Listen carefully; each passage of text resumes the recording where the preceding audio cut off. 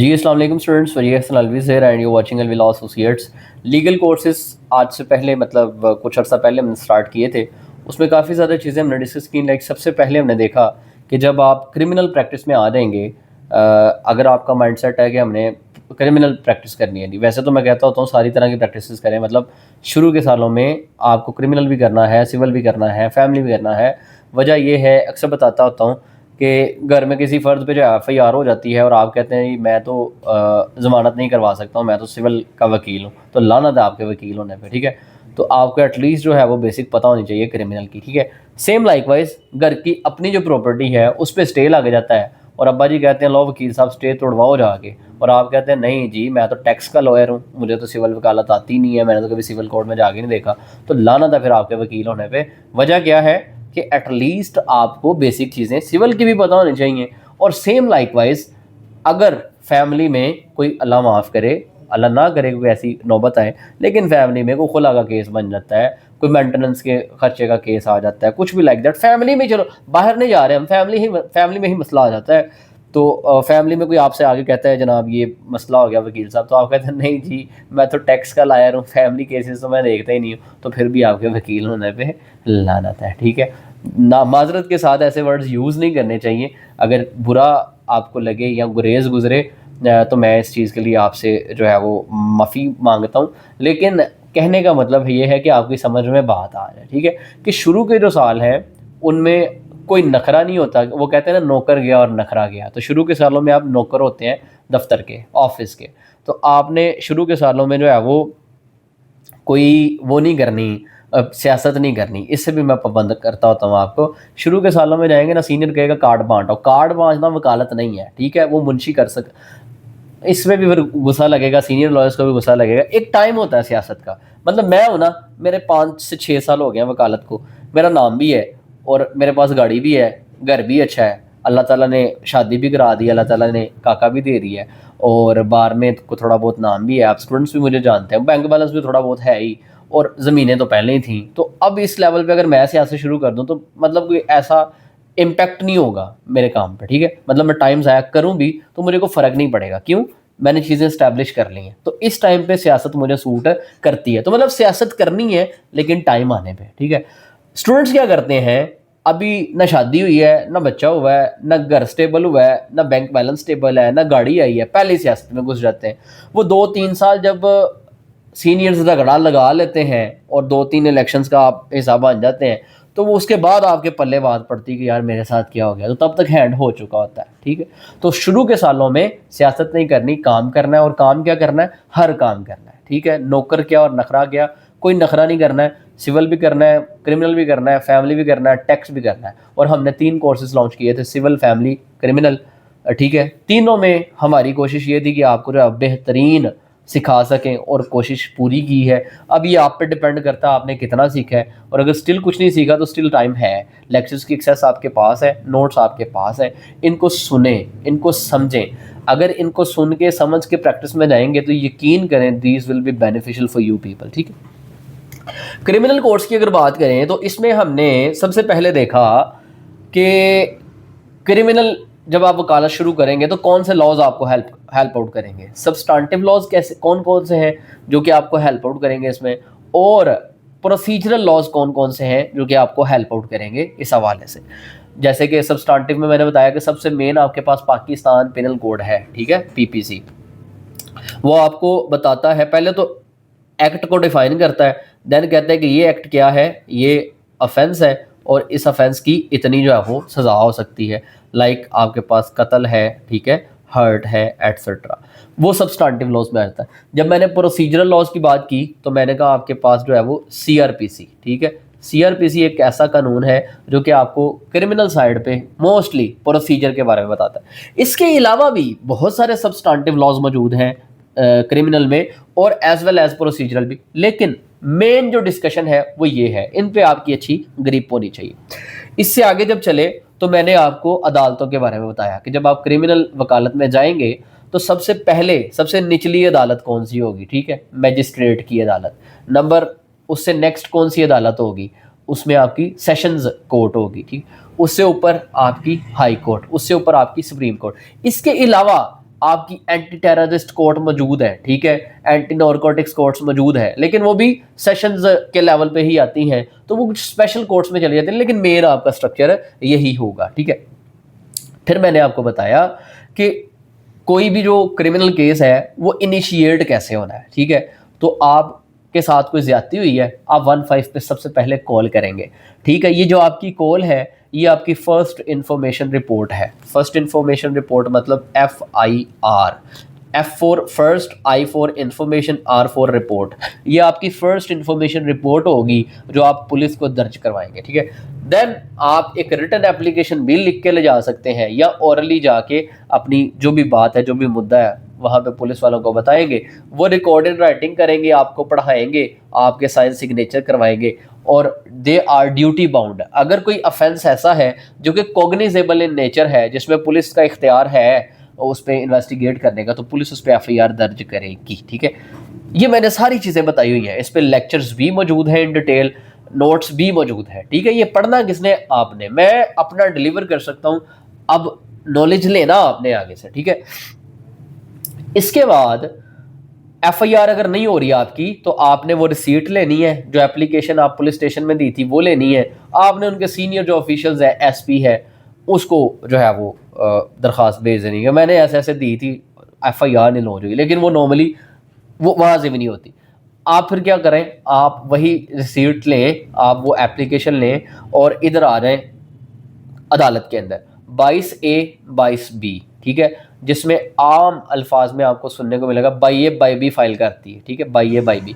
तो 22A 22B नहीं है, 22A 22B, ठीक है। ये CRPC की प्रोविजंस है, जिसमें जो आपका सेशन जज है उसको जस्टिस ऑफ पीस का नाम दिया जाता है, और जस्टिस ऑफ पीस के पास मल्टीपल पावर्स होती हैं, ठीक है, जो मैंने वहाँ पे सीक्वेंस वाइज 22A 22B पे पहले लेक्चर रिकॉर्ड किया हुआ है, देन बताया कि किस तरह से आपने 22A 22B के आगे ऑर्डर्स लेने हैं।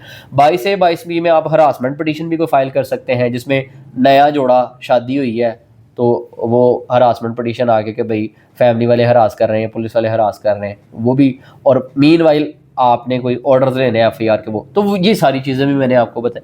देन हमने बेल का टॉपिक क्लियर किया कि बेल कौन सी होती है, प्री अरेस्ट कैसे करानी है, पोस्ट अरेस्ट कैसे करानी है, मल्टीपल इस पे मैंने आपको जो है वो आपकी प्रैक्टिस भी करवाई, डिफरेंट जो है वो प्रपोजिशंस भेजी, डिफरेंट FIRs भेजी, ताकि आपको प्रैक्टिस हो सके।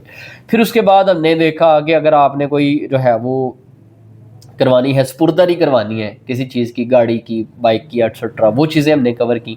देन हमने ट्रायल की तरफ आ गए, हमने कहा चलो बेल स्टेज से निकल आए, बेल हो गई या नहीं हो गई उसकी एक सेपरेट थिंग है। बेल के बाद जो चीज़ होती है वो ट्रायल होता है। ट्रायल क्या है? जिसमें किसी ने या तो मुलजिम साबित होना है और या जो है वो इनोसेंट उसने साबित होना है। अगर तो वो इनोसेंट है तो वो उसको अदालत एक्विट कर देगी, और अगर वो इनोसेंट नहीं है बल्कि जुर्म उस पर साबित हो गया है तो अदालत उसको एक्विट कर देगी, मतलब सॉरी, हाँ जी, कन्विक्ट कर देगी। अगर तो जो है वो उस पर कोई जुर्म साबित नहीं हुआ तो अदालत उसको एक्विट कर देगी, बरी कर देगी, और अगर उस पर जुर्म साबित हो गया तो अदालत उसको कन्विक्ट कर देगी, उसको सजा दे देगी, ठीक है। ट्रायल वो प्रोसेस है जिसमें कोई गुनहगार या बेगुनाह साबित होता है, ठीक है। अब ट्रायल जो है दो तरह से है, एक है आपका मैजिस्टेरियल ट्रायल। मैजिस्टेरियल ट्रायल कौन सा है? वो हम लास्ट टाइम मैंने लेक्चर किया था, उसमें मैंने इन डिटेल पढ़ाया था। यानी वो ट्रायल जो आपकी मैजिस्टेरियल जो कोर्ट्स हैं, आपके जो मैजिस्ट्रेट्स हैं, वो जब ट्रायल करेंगे तो किस तरीके से करेंगे, कौन से ऐसे सेक्शंस हैं जो मैजिस्टेरियल कोर्ट्स को या मैजिस्ट्रेट्स को पावर देते हैं कि वो किसी क्रिमिनल मुकदमे में ट्रायल इनिशिएट कर सकें या ट्रायल को कंक्लूड कर सकें, वो सारा मैजिस्टेरियल ट्रायल हमने लास्ट लेक्चर में पढ़ा था। Now today we are going to be discuss about sessions and high court trial. हम देखेंगे कि हाई कोर्ट में और सेशन में ट्रायल कैसे चल सकता है। तो यहाँ पे मैं एक चीज़ पहले ही क्लियर कर दूँ कि स्टूडेंट्स के माइंड में होता है कि शायद हाई कोर्ट एक ऐसी अदालत है कि जहाँ पे हम डायरेक्ट कोई केस फाइल नहीं कर सकते। कोई फैमिली केस है तो हम फैमिली कोर्ट में जाके फाइल करते हैं, कोई सिविल केस है तो हम सिविल कोर्ट में जाके फाइल करते हैं, कोई क्रिमिनल केस है तो वो FIR आगे जब हो जाती है तो चलान आके पेश होता है, कहाँ पे? आपके इधर मैजिस्ट्रेट के पास या सेशन कोर्ट के पास। तो हाई कोर्ट में कभी आपने डायरेक्ट ट्रायल चलते नहीं देखा होगा, या कोई सिविल मुकदमा डायरेक्ट हाई कोर्ट में चलते नहीं देखा होगा। वजह यह है कि स्टेप्स बना दी हैं, ठीक है, नीचे से ऊपर आए। डायरेक्ट अगर हाई कोर्ट में आगे सारे केसेस फाइल करना शुरू कर देंगे तो हाई कोर्ट में बर्डन बढ़ जाएगा, हाई कोर्ट पे सारे मामला नहीं देख सकेगी। ऑल दो हाई कोर्ट के पास ओरिजिनल जुरिस्डिक्शन मौजूद है केसेस को एंटरटेन करने की। ये जो अभी हम ट्रायल का प्रोसेस पढ़ने जा रहे हैं, ये high court as well as session court दोनों के पास सेम इख्तियार है, सेम प्रोविजंस जो है वो अलाउ करती हैं। लेकिन स्टिल ये ट्रायल आप सेशन कोर्ट में होता हुआ देखेंगे, हाई कोर्ट में होता हुआ देखेंगे नहीं, ठीक है। वजह क्या है कि अगर हाई कोर्ट में ट्रायल्स चलना शुरू हो जाएंगे तो हाई कोर्ट फिर अपील्स नहीं सुनेगी। तो हाई कोर्ट पे ज़्यादा जो कह लें कि बर्डन होता है वो रिट्स का होता है और अपील्स का होता है। नीचे वाली अदालतों से काम जो है वो छांटी होके फिल्टर होके जो है वो ऊपर आता है, बर्डन ज़रा कम होता जाता है।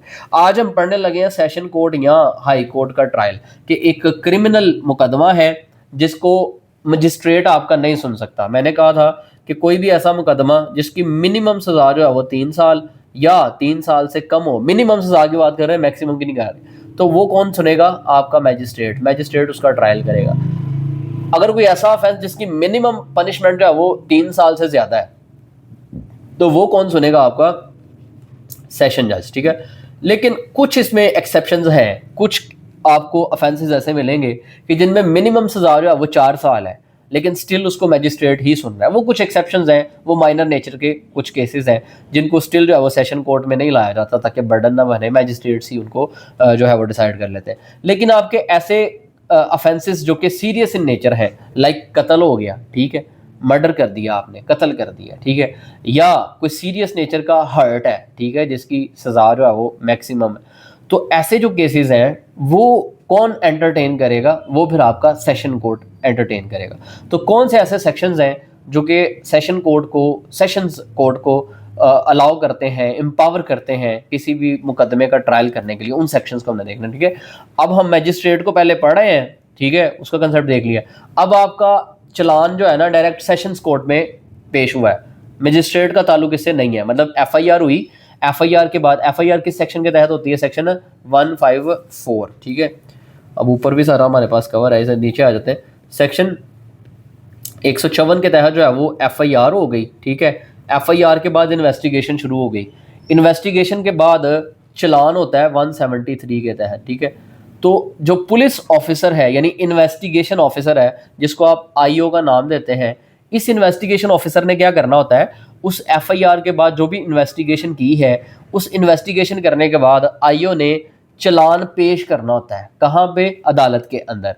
अगर तो वो मजिस्ट्रेट सुन सकता है तो मैजिस्ट्रेरियल कोर्ट जो है वहाँ पे चलान पेश किया जाएगा।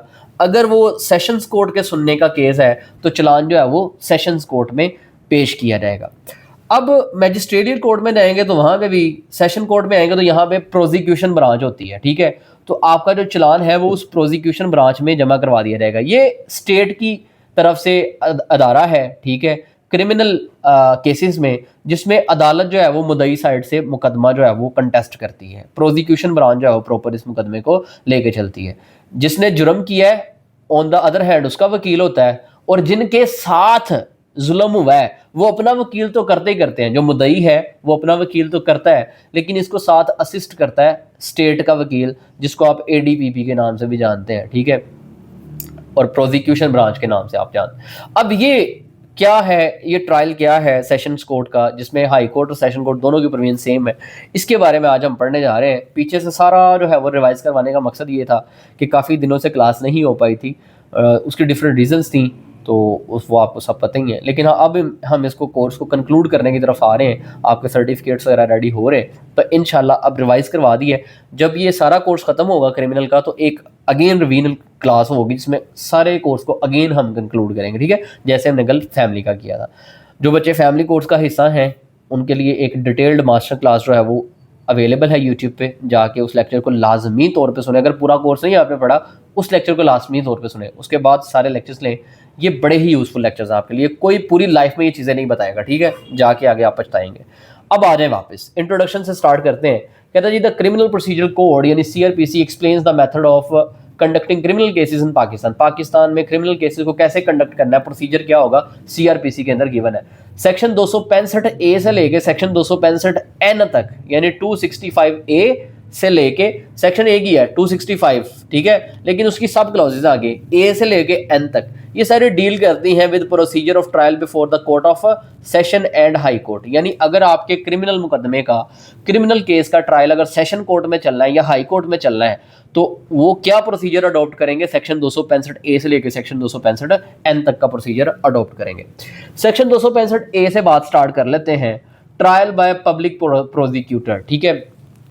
तो यहाँ पे जो आपका ट्रायल चलाया जाएगा वो किसकी तरफ से चलाया जाएगा, पब्लिक प्रोसिक्यूटर की तरफ से। जैसे मैं आगे बता रहा था कि जो आपका चलान है, चलान पेश होगा प्रोसिक्यूशन ब्रांच में, तो ये जो पब्लिक प्रोसिक्यूटर है ये गवर्नमेंट की साइड से मुद्दई के केस को आगे लेके चलेगा, हुकूमत की साइड से, ठीक है। क्रिमिनल केसेस में ये अवेलेबल होता है। कहता है according to this section 265 A every session court case based on a public report, यानी जो पुलिस रिपोर्ट मतलब सेक्शन 154 के तहत आपने एफआईआर करवाई, वो पुलिस रिपोर्ट, ठीक है, shall be conducted by a public prosecutor. तो आपका चलान जो है वो प्रोसिक्यूशन ब्रांच में जमा हो जाएगा। देन आपका हर अदालत जो है सेशन कोर्ट, उसका एक पब्लिक प्रोसिक्यूटर होता है, ठीक है, जो कि सारे गवर्नमेंट की तरफ से जो है वो केसेस को जो है वो डिफेंड कर रहा होता है। कहता है public prosecutor is a lawyer, ये बेसिकली वकील ही होता है जो कि आप 2 साल के लिए जो है वो वकालत करते हैं, उसके बाद आप एलिजिबल हो जाते हैं कि आप एडीपीपी वगैरह के एग्जाम्स वगैरह दे सकते हैं। लॉयर ही होता है लेकिन हुकूमत की तरफ से जो है वो अपॉइंट होता है। A public prosecutor is a lawyer who represent the state, ये स्टेट को रिप्रेजेंट करता है क्रिमिनल केसेस में, जो आपके क्रिमिनल केसेस होते हैं। He present the evidence against the accused, जो मुल्जिम होता है, अक्यूज होता है, उसके अगेंस्ट ही एविडेंस प्रोड्यूस करता है, ठीक है, सरकार की तरफ से। एग्जाम्पल है, if police send a murder case to session court, police है उसने इन्वेस्टिगेशन कर ली, जैसे मैंने आपको बताया था कि जो आईओ है इन्वेस्टिगेशन ऑफिसर है, इसने इन्वेस्टिगेशन कंप्लीट कर ली है, इन्वेस्टिगेशन कंप्लीट करके ये चलान जमा करवाएगा, सेक्शन 173 के तहत चलान जमा करवाएगा। कहाँ पे, if police send murder case to session court में उसने चलान जमा करवा दिया, the public prosecutor will conduct the case on behalf of the government. तो पब्लिक प्रोसिक्यूटर यहाँ पे सरकार के बिहाफ पे फिर इस केस को आगे लीड करेगा। ऑन दी अदर हैंड जो मुद्दई है उसको भी नोटिस हो जाएंगे, जिनका नुकसान हुआ है वो भी अदालत में आ जाएगा, वो भी अपना वकील कर लेगा। तो मुद्दई का वकील और पब्लिक प्रोसिक्यूटर जो है ये मिल के केस को साबित करने की कोशिश करेंगे मुलजिम के खिलाफ, ठीक हो गया। 265 ए ये कहता है। 265 बी है procedure of session court. 265 B कहता है कि ये 265 ए से लेके 265 एन तक जितने भी सेक्शंस हैं, चाहे सेशन कोर्ट है चाहे हाई कोर्ट है, इन्होंने इन सेक्शंस को फॉलो करना ही करना है। ये मैंडेटरी सेक्शंस हैं, इनको फॉलो किए बिना कोई ट्रायल कंडक्ट नहीं होगा। अगर कोई ट्रायल इन सेक्शंस को फॉलो किए बिना इन्होंने कंडक्ट किया है तो वो जो है उसमें कमियां रह जाएंगी, खामियां रह जाएंगी, उसको आप चैलेंज कर सकते हैं। कहते हैं this section says that the procedure given in these sections, मतलब 265 ए से लेके 265 एन तक जितना भी प्रोसीजर है, ये सेक्शन 265 बी कहता है कि सेशन कोर्ट ने उसको फॉलो करना ही करना है। कहता है followed by the high court and session court. अगर ट्रायल हाई कोर्ट कर रही है तो उसने भी 265 ए से लेके एन तक सारा प्रोसीजर फॉलो करना है। अगर ट्रायल सेशन कोर्ट कर रही है तो उसने भी 265 ए से लेके एन तक सारा ट्रायल जो प्रोसीजर है वो फॉलो करना है ड्यूरिंग क्रिमिनल ट्रायल को करते हुए, ठीक है। It means all the courts must follow the same legal process while deciding serious criminal cases. अब 265 सी में आ जाए, जैसे उधर था मैजिस्टेरियल ट्रायल में, अगर आपने पढ़ा हुआ है तो ठीक है, मैंने पढ़ाया था, तो वहां पे भी ट्रायल शुरू होने से पहले या चार्ज फ्रेम करने से पहले जो अक्यूज्ड है, जो मुल्जिम है, उसको डॉक्यूमेंट्स डिलीवर किए जाते थे, ठीक है। जो भी एफआईआर की कॉपी है, जो भी इन्वेस्टिगेशन ऑफिसर ने इन्वेस्टिगेशन की है, जो भी 161 के उसने बयानात लिए हैं अक्यूज्ड के, मीनवाइल साथ गवाहान के, मुद्दई के गवाहान के, जितनी भी 161 की स्टेटमेंट्स हैं। एफआईआर होती है, एफआईआर होने के बाद जो आईओ है, इन्वेस्टिगेशन ऑफिसर है, वो क्या करता है, वो 161 के बयान लेता है, ठीक है।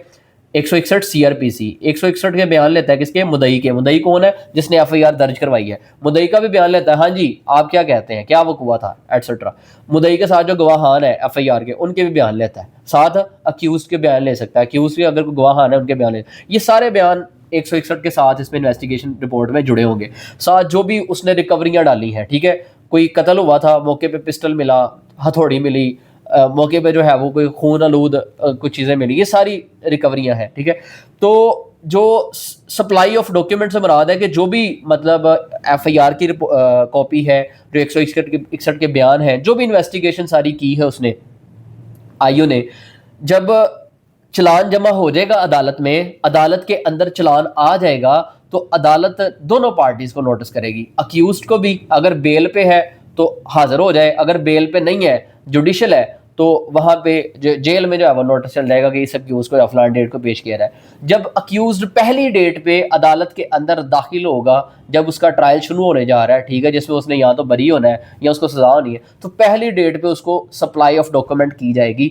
ये सारी स्टेजेस आपको क्यों पता होना जरूरी है? क्योंकि आगे जाके हर स्टेज यही है, मतलब जो भी केस आ जाए, हर्ट है, मर्डर है, डकैती है, रोबरी है, जिना है, कुछ भी है, ट्रायल की यही स्टेजेस हैं, इससे बाहर कुछ नहीं है, सब इसके अंदर है। अगर ये अच्छे तरीके से आपको स्टेजेस समझ आ जाती हैं तो वहां पे जाके कुछ भी आपके लिए मुश्किल नहीं होने वाला। ये स्टेजेस जो फील्ड में है उनको भी अक्सर पता नहीं होती, ठीक है, कभी फोकस ही नहीं किया होता। जब आप पढ़ के जाएंगे तो आपको हर चीज प्रैक्टिकल होती हुई नजर आएगी कि यार ये तो मैंने पढ़ा था वहां पे। तो जो लोग कहते हैं नहीं जी प्रैक्टिस में और फील्ड में बड़ा फर्क है, मुझे नहीं समझ आती कैसे फर्क है।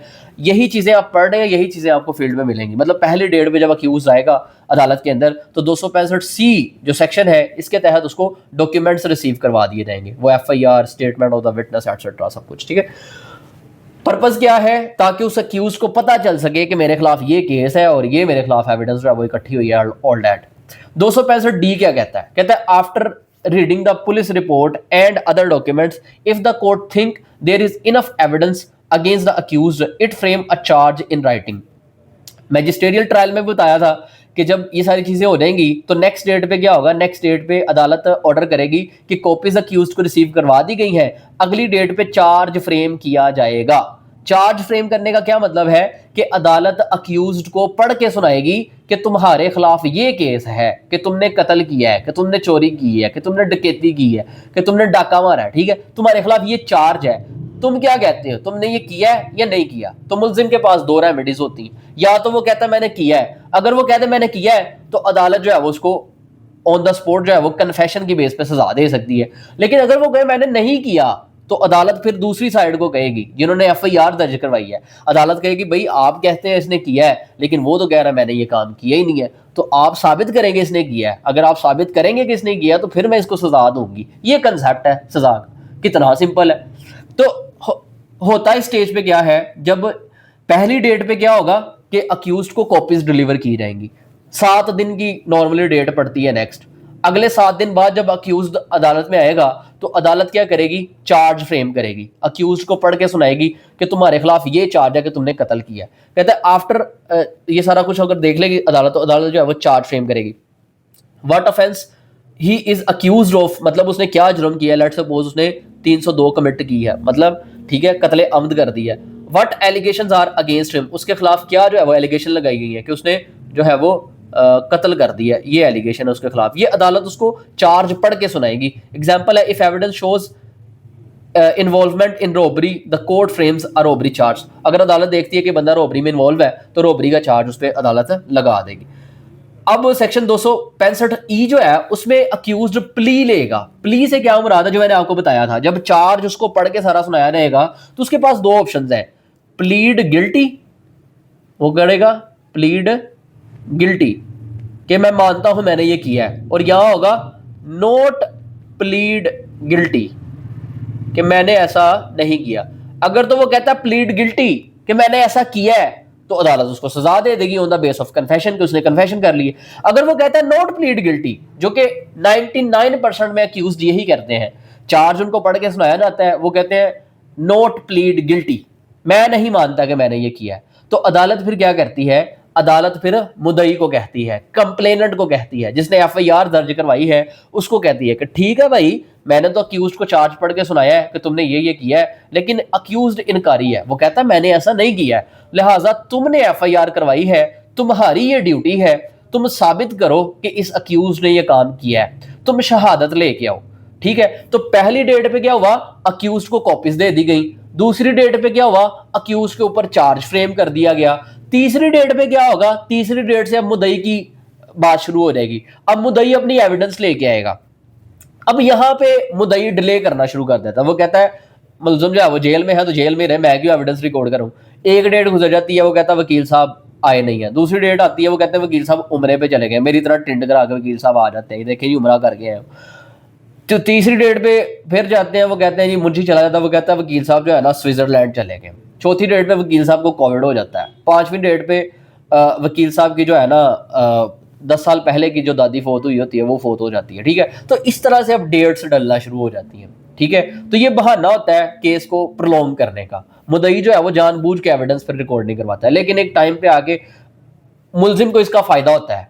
अगर 1 साल मुलजिम अंदर रह लिया है जेल में और मुद्दई साइड से उन्होंने जो है वो कोई भी एविडेंस रिकॉर्ड नहीं करवाई अपने केस के अंदर, तो ये मुलजिम के पास हक आ जाता है कि वो जो है वो स्टैचूटरी ग्राउंड पे बेल फाइल कर सकता है कि मैं 1 साल से अंदर हूं, इन्होंने अभी कोई एविडेंस ही रिकॉर्ड नहीं करवाई, इनके पास एविडेंस है ही नहीं, ये सिर्फ केस को लटकाना चाह रहे हैं, मुझे बेल दी जाए।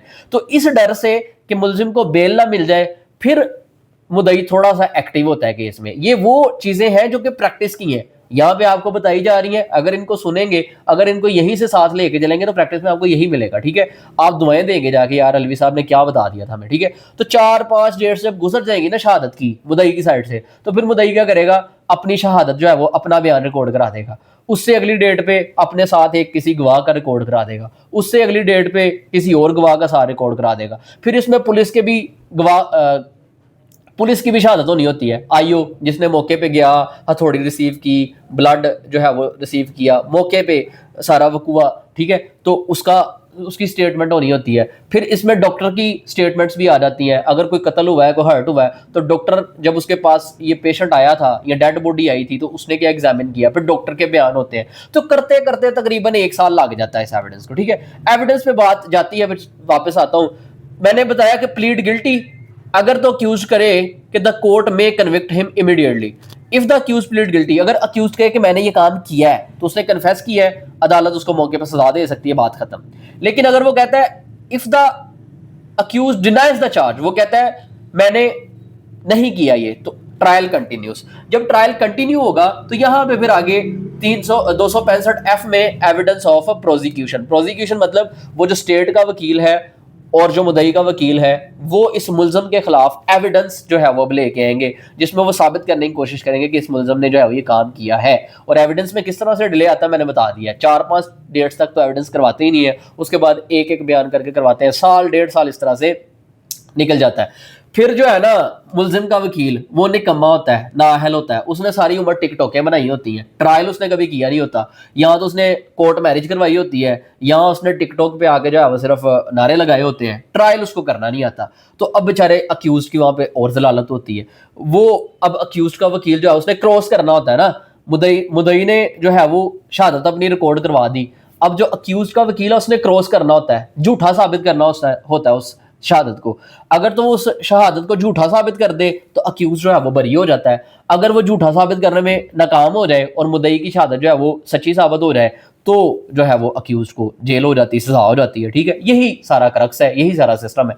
अब अक्यूज का वकील जो है निकम्मा होता है, अब वो डिटेल लेना शुरू कर देता है। वो कहता है जी वकील साहब छुट्टी पे है। वकील साहब का मुंशी आता है, वो कहता है वकील साहब के पेट में दर्द हो रही है। फिर मुंशी आता है, वो वकील साहब जी रास्ते में आ रहे हैं, वो वकील साहब का ना आज हाई कोर्ट में बड़े लंबे केसेस लगे हुए, आज आ ही नहीं सकते। तो वो 2 साल इस तरह से निकल जाता है। वो अक्यूज बेचारा अंदर जेल में सड़ रहा है, माँ उसकी रोटी लेके जाती है, ठीक है, बहन उसकी पीछे ब्याने वाली बैठी हुई है, ठीक है, निज़ाम उसका सारा धर्म बना हुआ है, और यहाँ पे वकील साहब की याशी नहीं मुक रही है। ठीक है, ये वो चीज़ है जिसमें मैंने कल परसों वीडियो भी की थी कि सबसे बड़ी जो कह लें कि नाअहली है, ये सबसे बड़ी जो रुकावट है निज़ाम इंसाफ में, वो हम खुद हैं, वो हम वकील हैं। हम ही 4-4 साल केस को डिसाइड नहीं होने देते। ठीक है, हम ही अदालतों में जाके काम नहीं करते, हम सारा टाइम टिकटॉक पे बिजी होते हैं। हमने बड़ी वीडियोस लगानी होती है, हमने रोटियां खानी होती है, टिकटॉक पार्टियां करनी होती है, हमने जो है वो कार्ड डिस्ट्रीब्यूशन करने होते हैं, सियासतें करनी होती है। हमारे पास टाइम नहीं होता अदालत में काम करने का, फीस हम खा लेते हैं, काम हम नहीं करते हैं, जिसकी वजह से ट्रायल लेट हो जाता है, जिसकी वजह से जो है इंसाफ नहीं मिलता। हाँ, अच्छे चैम्बर्स भी हैं जो ऑन द जो है प्रायोरिटी सारे काम करते हैं और वहाँ पे ट्रायल जो है वो जल्दी भी। अदालतें तो काम करने के लिए बैठी हैं, अगर वकील दोनों विलिंग है केस को डिसाइड करवाने के लिए तो कोई पावर ही नहीं है जो रोक सके इंसाफ ना करने से। ठीक है, केसेस डिसाइड होते हैं, जल्दी डिसाइड होते हैं अगर वकील चाहे तो सबसे बड़ी रुकावट हम खुद है। एनी हाउ 265F के तहत अदालत कहेगी मुद्दई को कि ठीक है, अक्यूज तो कह रहा है मैंने ऐसा कुछ किया ही नहीं है, जाओ तुम अपनी शहादत लेके आओ। कहता है if the accused does not plead guilty, वो कहता है मैंने जुर्म किया ही नहीं है, the prosecution present the evidence before the court. तो जो प्रोसिक्यूशन है वो अदालत के सामने एविडेंस प्रोड्यूस करेगी, मतलब वो सरकार का जो वकील है वो, और जो आपका मुद्दई का वकील है वो उसको झूठा मतलब उसको मुलजिम साबित करने की कोशिश करेंगे अक्यूज को, ठीक है। Power of the court, court यहाँ पे क्या करेगी, the court may refuse unnecessary witnesses if they are called only to delay the case. यहाँ पे मोबाइल जो है वो बंद हो जाना है, इसको पहले वीडियो को सेव करें जल्दी से। तो जब मुद्दई जो है अगर तो ये एविडेंस अपनी जो है वो प्रोड्यूस करवाता है, जो कि मैं सारी वो आपको बताई सीरीज के कब कब वो कैसे कैसे किन किन स्टेजेस पे जाके एविडेंस अपनी सारी प्रोड्यूस करेगा, विटनेसेस को जो है वो रिकॉर्ड करवाएगा। कोर्ट की क्या पावर है कि कोर्ट अगर देखती है कि यार ये जो मुद्दई है ये कुछ अननेसेसरी विटनेसेस जो है वो रिकॉर्ड करवा रहा है जिनकी ज़रूरत नहीं है, जो कि रेलिवेंट नहीं बनते, तो वो कोर्ट जो है वो मना भी कर सकती है उसको कि इसको रिकॉर्ड नहीं करवाना। खैर, अब जब मुद्दई जो है कंप्लेनेंट, ठीक है, मुद्दई हम कहते हैं कंप्लेनेंट, उसको कहते हैं मुद्दई को जिसने एफआईआर लॉन्च करवाई हुई है। कंप्लेनेंट जो है जब अपनी एविडेंस कंक्लूड कर लेगा, मतलब सबमिट करवा लेगा, तो देन फिर डिफेंस ऑफ अक्यूज्ड के पास डिफेंस का राइट होता है। मतलब अक्यूज्ड जो है वो अपने आप को डिफेंस करेगा, अक्यूज्ड का जो लॉयर है वो उसको डिफेंस करेगा कि नहीं जी ये जो गवाह हैं मुद्दई के, कंप्लेनेंट के, प्रोसिक्यूशन के, ये गवाह झूठे हैं, बेबुनियाद हैं, इन्होंने गलत इल्ज़ाम लगाए हैं मेरे क्लाइंट के खिलाफ। तो अक्यूज का वकील फिर उन गवाहान को झूठा साबित करने की कोशिश करेगा। तो उनको झूठा साबित करने के एवज अगर इसके पास कोई अपनी गवाही है, कोई गवाह ये भी रिकॉर्ड करवाना चाहता है तो करवा सकता है, और कोई एविडेंस प्रोड्यूस करना चाहता है तो कर सकता है। After prosecution evidence is completed, जब प्रोसिक्यूशन की एविडेंस कंप्लीट हो जाएगी यानी मुद्दई साइड से, the accused can produce his own evidence. तो अक्यूज्ड मतलब मुलजिम अब यहाँ पे अपनी एविडेंस जो है वो प्रोड्यूस कर सकता है। ही मे ब्रिंग विटनेसेस, अगर चाहे तो गवाहान पेश कर सकता है। प्रोड्यूस डॉक्यूमेंट्स, को डॉक्यूमेंट्स उसको फेवर कर रहे हैं वो प्रोड्यूस कर सकता है। सबमिटेड स्टेटमेंट एटसेट्रा ये दे सकता है, ठीक है। 265 के तहत सारी जो है वो एविडेंस होगी। उसके बाद एविडेंस दोनों साइड से आ गई तो 265 ये कहता है कि फाइनल आर्ग्यूमेंट्स करें आप, ठीक है। मुद्दई ने अपनी सारी शहादत दे दी, जो मुलजिम था, ठीक है, जो अक्यूज था उसके वकील ने उसके ही तरफ से जो है एविडेंस वगैरह रिकॉर्ड करा दी या डिफेंस कर लिया, क्रॉस कर लिया, सब कुछ हो गया। अब 265 के तहत दोनों पार्टीज जो है वो फाइनल आर्ग्यूमेंट्स करेंगी। 265 ये कहता है यानी प्रोसिक्यूशन साइड से जो है वो आर्ग्यूमेंट्स होंगे, देन डिफेंस साइड से आर्ग्यूमेंट्स होंगे। देन दोनों साइड से आर्ग्यूमेंट सुनने के बाद 265 जो सेक्शन है इसके तहत अदालत देखेगी। अगर तो एविडेंस सुनने के बाद, दोनों पार्टीज के आर्ग्यूमेंट सुनने के बाद अदालत ये समझती है कि ये जो मुलजिम है इसने वाकई में ये जुर्म किया है और अदालत कहती है कि इस पे जुर्म साबित हो रहा है, तो अदालत क्या करेगी, उसको कन्विक्ट कर देगी यानी उसको सजा दे देगी। लेकिन अगर अदालत देखती है कि नहीं जी ये सारी मैंने एविडेंस देखी है, दोनों पार्टीज़ के फाइनल आर्ग्यूमेंट्स देखे हैं और इन आर्ग्यूमेंट्स को सुन के, सारी एविडेंस को सुन के मैं इस नतीजे में पहुंची हूँ कि ये बंदा जो है वो बेगुनाह है, इसने कोई भी जुर्म जो है वो नहीं किया, तो अदालत फिर क्या करेगी, इसको एक्विट कर देगी, ठीक है, उसको जो है वो बरी कर देगी। कहते if the accused is found innocent, अगर जो मुलजिम है वो इनोसेंट पाया जाता है, द कोर्ट एक्विट हिम, तो अदालत क्या करेगी, उसको बरी कर देगी। और दूसरी साइड पे क्या है, if the accused is found guilty, अगर अक्यूज जो है वो गिल्टी फाउंड होता है यानी कसूरवार फाउंड होता है, the court gives punishment according to law, तो अदालत क्या करेगी, अकॉर्डिंग टू लॉ पनिश कर देगी। तो ये जो सजा हुई है या ये जो बरियत है ये एविडेंस की बिना पे और प्रॉपर सारा प्रोसीजर अडॉप्ट करके हुई है, ठीक है। सबसे पहले मुलजिम को कॉपीज रिसीव की करवाई गई डॉक्यूमेंट्स की। नंबर सेकंड पे चार्ज जो है वो फ्रेम किया गया।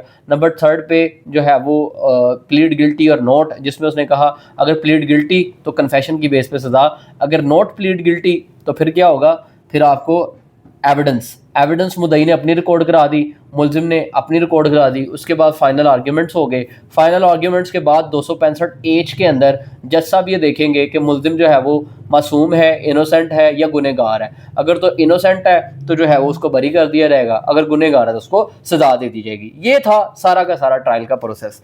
लेकिन इसमें सेक्शन 265 को जो है वो स्किप कर दें, 265 की तरफ मेन नहीं, जे को भी फिलहाल छोड़ें, मेन के की तरफ आते हैं, ठीक है, जो इंपॉर्टेंट है उसको पढ़ते हैं क्योंकि अगेन ना बंद हो जाए, तो फिर इसको यहीं पे कंक्लूड करेंगे। सेक्शन 265 के जो है ना, जैसे उधर आप देख रहे थे मैजिस्ट्रेट के ट्रायल में 249 ए की आप एप्लीकेशन दे रहे थे, ठीक है, 249 की एप्लीकेशन दे रहे थे सेक्शन 249 की, कि जहां पे मर्जी अदालत जो है वो eight any stage of the trial की किसी भी स्टेज पे अगर अदालत को लगता है कि ये जो केस है ये साबित नहीं होगा मुलजिम के खिलाफ या ये टाइम का ज़िया है, तो 249 की एप्लीकेशन आती थी, अदालत जो है वो किसी भी स्टेज पे मुलजिम को जो है वो एक्विट कर सकती थी। एक्विट की बात है, यहाँ पे बरियत की बात है। सेम पावर 265 के में सेशन कोर्ट और हाई कोर्ट को दी गई है कि अगर सेशन कोर्ट ट्रायल कर रहा है या हाई कोर्ट ट्रायल कर रहा है और उनको लगता है कि मुलजिम के खिलाफ जो है ये मुकदमा साबित नहीं होगा, तो वो किसी भी स्टेज पे eight any stage of the trial मुलजिम को बरी कर सकते हैं। एक्विट की बात है, यहाँ पे कन्विक्शन नहीं है। द कोर्ट में एक्विट, ठीक है, एक्विट है मतलब बरी कर देगी, ठीक है, द अक्यूज को एट एनी स्टेज, किसी भी स्टेज पे, एविडेंस से पहले भी, if it believes there is no chance of conviction, अगर अदालत को लगता है कि कोई भी कन्विक्शन के चांसेस नहीं है, कहीं भी केस साबित होता हुआ नजर नहीं आ रहा है, तो अदालत क्या करेगी, किसी भी स्टेज पे 205, अगर मैजिस्ट्रेट के पास ट्रायल चल रहा है तो 249 की आपने एप्लीकेशन देनी है वहाँ पे। अगर ट्रायल चल रहा है इधर सेशन कोर्ट में या हाई कोर्ट में, तो आपने 265 के की एप्लीकेशन देनी है कि ये केस जो है वो झूठा है और बेबुनियाद है, इसमें जो है वो मेरा क्लाइंट जो मुलजिम है उसको कोई भी सज़ा होने के चांसेस नहीं है, लिहाजा अदालत का वक़्त ज़ाया हो गया इससे, लिहाजा इसमें मेरे जो क्लाइंट है उसको बरी किया जाए, तो अदालत जो है इस दरख्वास्त को के ऊपर जो है वो क्लाइंट को बरी कर सकती है। एग्जाम्पल है, if prosecution fails to prove the case, prosecution जो है फेल हो जाती है या अदालत को खुद लगता है कि ये केस साबित नहीं होगा, द कोर्ट में एक्विट द अक्यूज्ड इमीडिएटली, तो कोर्ट क्या कर सकती है,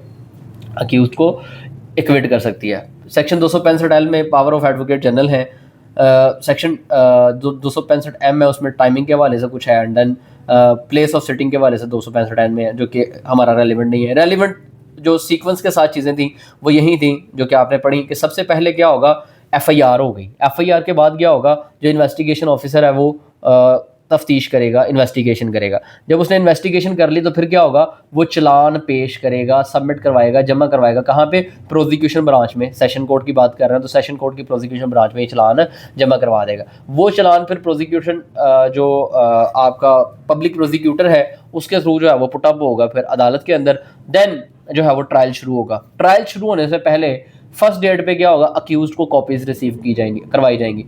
सेकंड डेट पे क्या होगा, चार्ज फ्रेम किया जाएगा। चार्ज फ्रेम करने के बाद उससे पूछा जाएगा, हाँ जी प्लीड गिल्टी और नॉट। अगर प्लीड गिल्टी करता है तो सजा, नॉट प्लीड गिल्टी करता है तो मुद्दई से कहा जाएगा एविडेंस लेके आओ। मुद्दई ने अपनी एविडेंस ले आया, अक्यूज की अपनी एविडेंस आ गई। एविडेंस के बाद दोनों साइड से फाइनल आर्ग्यूमेंट्स के बाद अगर अदालत देखती है कि मुलजिम जो है वो इनोसेंट है तो उसको एक्विट कर दिया जाएगा, बरी कर दिया जाएगा। अगर अदालत देखती है कि नहीं जी इसने वाकई में जुर्म किया है, जुर्म साबित हो रहा है, तो उसको सजा दे दी जाएगी, जो भी ऑफेंस है उस ऑफेंस के अकॉर्डिंग। और उसके बाद एक पर मैंने 265 के बताया जो कि बहुत इंपॉर्टेंट है। अगर आपको लगता है केस जो है वो झूठा है, बेबुनियाद है, एविडेंस कोई मुद्दई के पास है नहीं, तो आप किसी भी स्टेज पे 265 के की एप्लीकेशन जो है वो अदालत के अंदर दे सकते हैं। अगर अदालत सेटिस्फाई हो रहा है कि मुलजिम के पास वाकई में कोई एविडेंस मौजूद नहीं है इस केस को साबित करने के लिए, तो अदालत आपके मुलजिम को एक्विट कर सकती है eight any stage of the suit. ये था ट्रायल बाय सेशन कोर्ट और हाई कोर्ट। जो भी केस उठा लें, मर्डर उठा लें, डकैती उठा लें, आप जना उठा लें, कुछ भी उठा लें जो सेशन कोर्ट ट्रायल जिसको कर सकती है, सारे केसेस की स्टेजेस यही होनी है, इससे बाहर कुछ नहीं है। अगर आपने ये अच्छे तरीके से पढ़ लिया है, ये मेमोराइज कर लिया है, ये स्टेजेस याद कर ली हैं, तो आपका हर केस इन्हीं स्टेजेस में से गुजर के आगे जाएगा। बाकी जो आपने करना है वो जब आपके पास केस आएगा ऑन द स्पॉट, जब आप एविडेंस रिकॉर्ड कराएंगे, क्रॉस करेंगे, तो वो चीज़ें आपकी तब की हैं वो तब समझ आएंगी। सो फार जितना हम पुटअप कर सकते थे हमने कर दिया। मिलते हैं इंशाल्लाह अपने